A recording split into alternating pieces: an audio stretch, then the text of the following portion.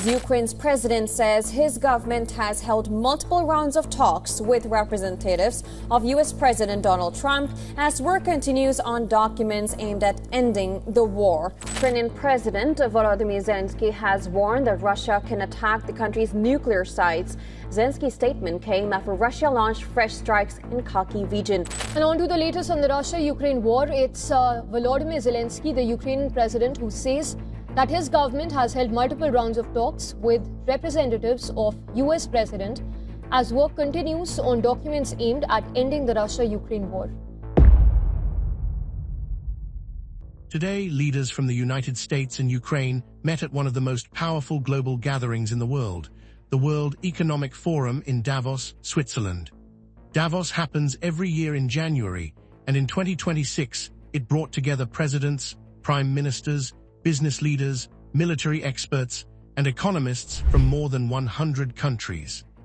But this time, one topic quietly dominated many closed-door meetings: whether the war in Ukraine can finally move toward peace, and what role the United States will play in shaping Europe's future.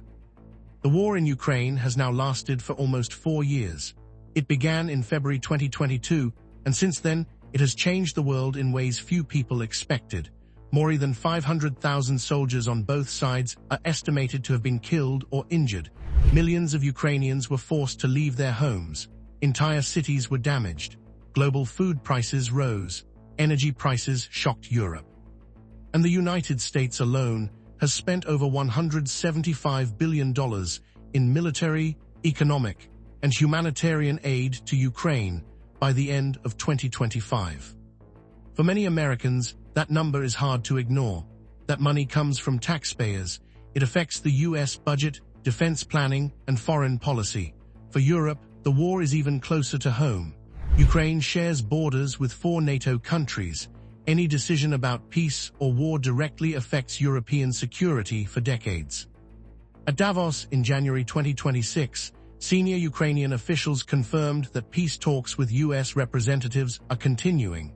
These are not public negotiations with cameras and microphones. These are serious discussions about what peace could realistically look like, what Ukraine is willing to consider, and what the United States believes is possible in the current global situation. To understand why this matters so much, we need to understand what Davos really is. The World Economic Forum is not just about business. It is a place where powerful countries test ideas quietly before they become public policy. In the past, major trade agreements, climate deals, and diplomatic shifts were first discussed in Davos before the world heard about them months later. It signals that Washington is thinking beyond just sending weapons. It suggests that the U.S. is exploring how the war might eventually end and how Europe might look afterward. Ukraine's position is complex. President Volodymyr Zelensky's government has repeatedly said that Ukraine will not give up its land. This includes Crimea, which Russia took in 2014, and other regions occupied since 2022. For Ukrainians, this is about survival as a nation. Losing territory is seen not just as a military loss, but as the destruction of sovereignty. At the same time, Ukraine has suffered enormous losses. Its economy shrank by nearly 30% in the first year of war. Although it has stabilized somewhat, Ukraine still depends heavily on Western aid. Every month, the government needs billions of dollars just to pay salaries, pensions, and keep basic services running. This is where the United States comes in. The U.S. is Ukraine's most important supporter. American weapon systems, intelligence support, and financial aid have helped Ukraine survive. But U.S. politics are changing.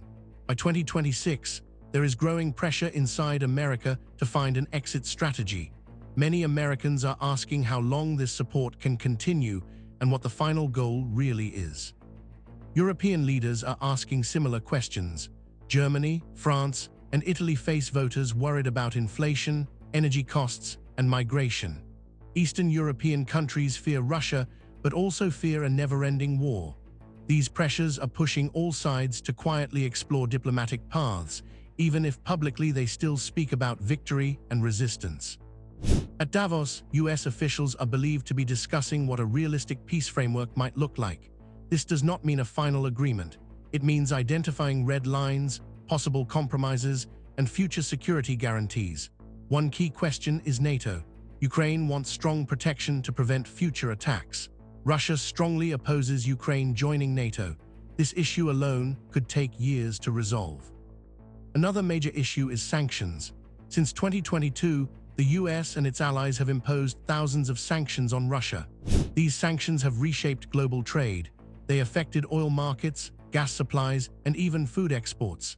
Any peace deal would raise questions about whether sanctions remain, are reduced, or are lifted in stages. That decision would affect not just Russia and Ukraine, but economies around the world. Energy is another huge factor. Europe reduced its dependence on Russian gas by more than 60% since 2021. This shift cost billions of dollars, but also changed global energy flows. A peace deal could stabilize markets, reduce price shocks, and change investment plans across Europe and Asia. For the United States, peace talks are also about global leadership. Washington wants to show that it can manage major conflicts responsibly, especially at a time when tensions with China, Iran, and North Korea remain high. Ending or freezing the Ukraine war would allow the US to focus resources elsewhere. But peace is not simple. There is deep mistrust. Ukraine remembers broken promises from the past. Russia distrusts Western intentions. European countries worry about setting a dangerous precedent if borders are changed by force. Every option carries risks. That is why Davos matters. It provides a neutral space where ideas can be tested without immediate consequences. If something fails, it never becomes public. If something gains support, it slowly moves into official channels. One important signal from these talks is timing. The fact that discussions are happening in early 2026 suggests that many leaders believe the war has reached a strategic pause. Frontlines have moved slowly. Both sides face shortages. Public fatigue is growing. Historically, wars often move toward negotiations after 3 to 5 years when costs become unsustainable. Another important factor is reconstruction. Rebuilding Ukraine could cost more than $500 billion.